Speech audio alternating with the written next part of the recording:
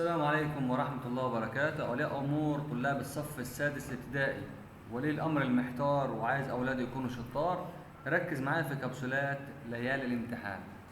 توكلنا على الله بشرح الوحدة الثامنة، بتكلمنا عن ضرب وقسمة الكسور. أنا لو معايا كسر بسط مقام وعايز أضربه في كسر تاني، ده بكل بساطة بسط في بسط مقام في مقام مهما اختلفت الأرقام.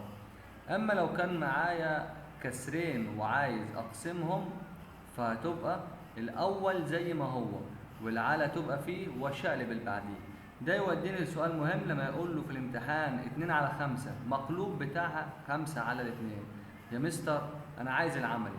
لو معاك 2/3 عايز تضربها في 1/7، شوف هتعمل ايه.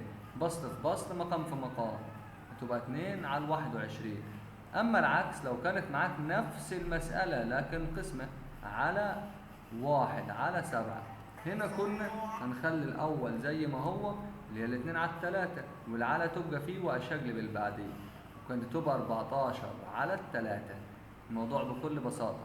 لكن ساعات يا مستر بيدي ابني عدد كسر. صحيح كده، أنا بس عايز أتعلم إزاي أرفع الكسر. يعني لو قال له 1.5/3.25، هعمل إيه فيها؟ بكل بساطة هرفع الكسر هنا إن أنا بثبت. اضرب اجمع ايده في رجله مع دماغه. 2 في 1 ب2 و1 3 على، هاخدها على خطوتين، هثبت الأربعة، اضرب اجمع. 3 في 4 ب12 و1 13.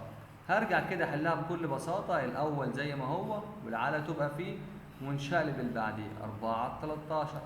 يا مستر ده في اختصار، على الاتنين فيها الواحد على الاتنين فيها الاتنين، وبسط في بسط مقام في مقام مهما اختلفت الأرقام.